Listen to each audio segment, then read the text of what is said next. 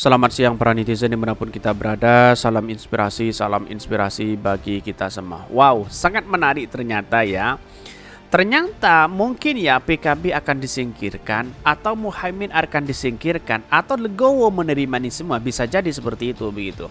Tetapi ya duet Prabowo dengan Puan itu sangat menarik sekali. Itu menjadi kekuatan besar ke koalisi ya, kebangkitan Indonesia Raya begitu kan. Jadi artinya apa? Artinya kalau Legowo PKB ya bisa jadi seperti itu begitu. Tapi apakah Muhaimin sekarang Legowo menerima ini semua? Ini yang menjadi pertanyaan hari ini begitu kan. Saya rasa agak kecewa juga sih Muhaimin begitu kan. Tetapi perlu diingat karena PDIP dan PKB itu dianggap sebagai berteman yang cukup lama begitu kan, saling percaya begitu. Tapi kalau dia Legowo ya sudahlah begitu kan. Ini akan menjadi kekuatan besar. Tapi perlu diingat ketika berhadapan dengan Anies Baswedan ya suatu saat akan keok begitu kan. Kan begitu logikanya begitu. Tetapi mari kita baca terlebih dahulu beritanya seperti ini. Ini saya bacakan komentar-komentar netizen terlebih dahulu ya. Ini kalau Gerindra gandeng PDIP duet Prabowo Puan berpeluang menang. Ya bisa jadi menang begitu kan.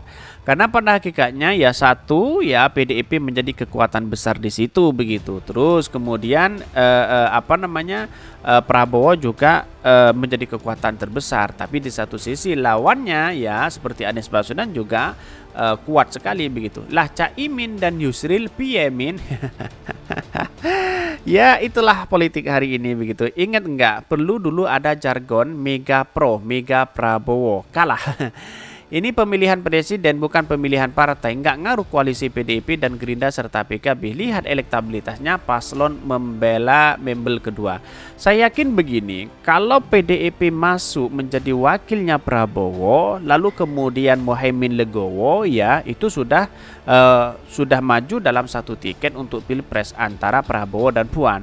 Tapi di satu sisi yaitu ada KIB ya, Koalisi Indonesia Bersatu, yaitu ada Pak Airlangga, terus kemudian ada P3, terus kemudian ada PAN begitu kan. Calon-calonnya di situ misalnya ada Erick Thohir, ada Pak Sandi, terus kemudian ada Pak Airlangga masuk di situ. Berarti sudah dua calon.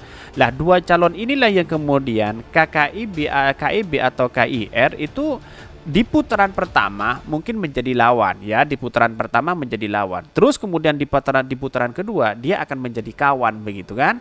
Akan menjadi satu koalisi begitu kan, partai pengusung dan partai pendukung begitu di situ, apalagi partai-partai baru masuk di situ. Akhirnya apa yang terjadi adalah Anies Baswedan begitu kan di babak kedua begitu. Wah, sangat menarik begitu. Anies Baswedan bisa dihabisi oleh semua koalisi partai begitu kan. Ya wallahu alam, semoga Anies Baswedan menang begitu kan. Lanjut aja, tapi hari jangan sampai nangis ya kayak nggak pernah bilang. Coba aja dilanjutkan, Prabowo jadi wakilnya gitulah, disuruh jadi wakil. Ya saya rasa bukan jadi wakil, jadi capres begitu kan. Ini lebih pas duet Prabowo Puan ini. Allah ini menanglah paling buncit ini ya. Gonceng pertama nih tarian kita. Ini banyak sekali yang mengkritik mereka, tapi anehnya di sini kenapa ya? Akankah PAN dan P3 mau ketika mengusung Anies Baswedan ya, mengusung Pak Sandi, mengusung Pak Erick Thohir, sedangkan PAN lebih condong kepada Erick Thohir, sedangkan P3 lebih condong kepada Pak Sandi begitu. Kalau ini sebagai pemecah belah suara ya bisa jadi seperti itu begitu. Siapa bilang ini gaskan? Ini banyak sekali yang mengkritik mereka begitu.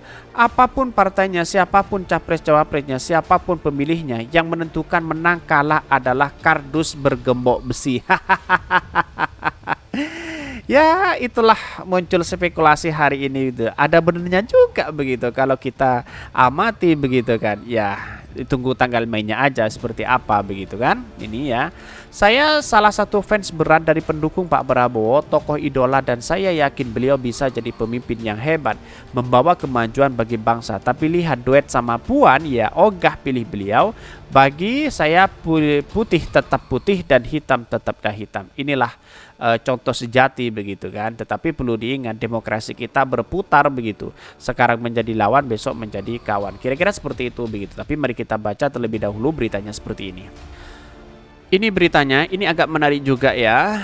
kalau Gerindra gandeng PDIP, duet Prabowo dan Puan berpeluang menang. Ya bisa jadi seperti itu begitu.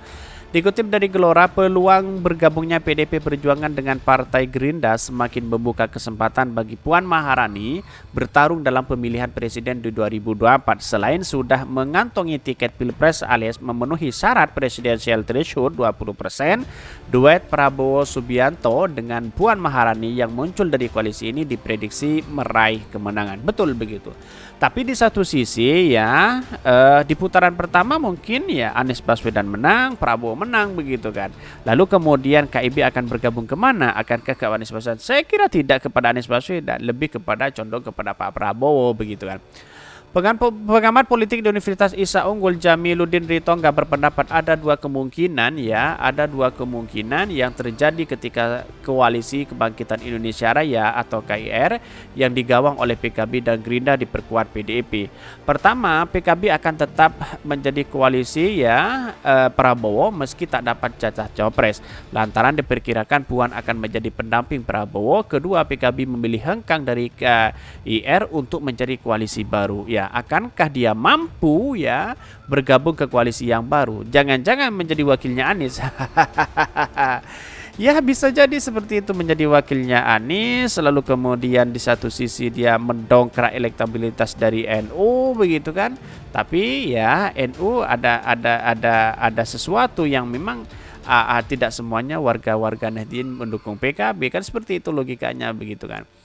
Bahkan kalaupun Caimin menolaknya, Prabowo pun tetap saja koalisi PDIP Gerindra lebih dari cukup untuk mengusung capres-cawapres, kata Jamiluddin kepada kantor berita. Bahkan menurutnya jika PDIP dan Gerindra bergabung, maka peluang meraih kemenangan pada pertarungan Pilpres 2024 sangat besar. Pasalnya, kedua partai ini menduduki partai peringkat teratas dalam dunia politik tanah air saat ini. Betul begitu kan? Jadi artinya apa? Artinya koalisi perubahan kalau memang Muhaimin masuk di situ menjadi wakil misalnya, bisa jadi terjadi begitu kan. Tetapi perlu diingat kalau semisal dia hengkang begitu kan, hengkang dalam artian bahwa tidak mau lagi menjadi wakilnya, bukan tidak mau lagi, sudah ada wakilnya Prabowo, lalu sebagai partai pengusung sia-sia PKB begitu kan. Dalam artian bahwa PKB ini kekuatan besar begitu kan. Punya massa yang luar biasa begitu kan, bisa menggerakkan sebagian orang-orang NU dan begitu logikanya begitu kan. Jadi daripada kalau menurut saya pribadi daripada Puan Maharani mending Muhaimin, kira-kira seperti itu begitu kan. Koalisi ini akan berpotensi untuk menang kalau didukung mesin politik yang militan. Peluang itu semakin besar karena duet Prabowo Puan atau sebaliknya berpulang besar dukung Jokowi tutupnya. Ya bisa jadi seperti itu begitu kan. Ya mau tidak mau kita harus lakukan itu, apakah Puan dan PKB begitu kan. Saya sering mengatakan bahwa kalau Puan dengan Prabowo itu sangat luar biasa tetapi lebih luar biasa lagi ketika dia dengan PKB begitu. Dalam artian bahwa analisis saya mungkin salah tetapi analisis bersaya pribadi mengatakan bahwa kalau Prabowo dengan Muhaimin itu menjadi juga kekuatan besar begitu kan. Tetapi karena memang PDIP menjadi kekuatan besar di parlemen tentu kekuatan di pemerintahan juga kuat begitu kan. Tapi di satu sisi kita harus lihat begitu kan, bagaimana jadinya kalau Prabowo dengan Puan, lantas bagaimana dengan PKB, itu yang diperhitungkan begitu kan. Sudah PKB Caimin sudah sana sini, lalu kemudian legowo percuma aja begitu kan. Sudah separi politik kemana-mana kan, kira-kira seperti itu logikanya begitu. Mungkin itu yang kami sampaikan. Tonton terus channel Hodari Podcast Rakyat ini karena ada berita-berita menarik dan viral setiap harinya. Salam para netizen, salam inspirasi bagi kita semua. Jangan lupa di subscribe channel YouTube Hodari Podcast Rakyat ini.